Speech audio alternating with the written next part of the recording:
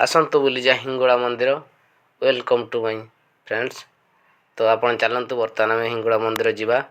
ବହୁତ ସୁନ୍ଦର ଏଥିରେ ହିଙ୍ଗୁଳା ମନ୍ଦିର ଅଛି। ଏଇ ସାଇଡ଼୍ରେ ଅଛି ଆପଣଙ୍କର ଦେଖିପାରୁଥିବେ ଏ ମନ୍ଦିରର ଗେଟ୍ ଦୃଶ୍ୟ ସାମ୍ନାଟା।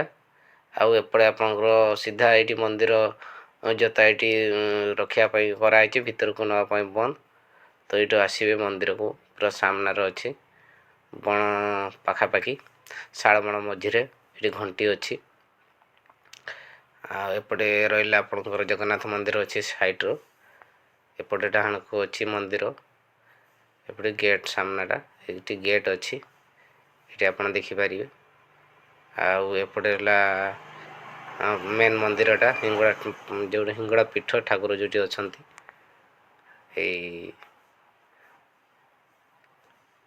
ଏଠି ଆପଣଙ୍କର ଗେଟ୍ କଟା ହେଉଛି ଟୁକୁନ।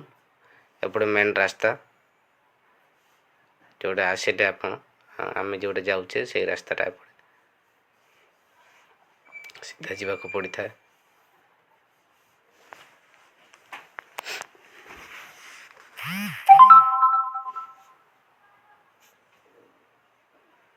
ଏଠି ଅଟୋ ଷ୍ଟାଣ୍ଡ ପାଖରେ ଅଛି ହିଙ୍ଗୁଳା ମନ୍ଦିର କଡ଼ର କୁଣ୍ଡ ଅଛି। ଭିତରକୁ ରାସ୍ତାର ବାମ ପାର୍ଶ୍ୱରେ ପଡ଼ିବ।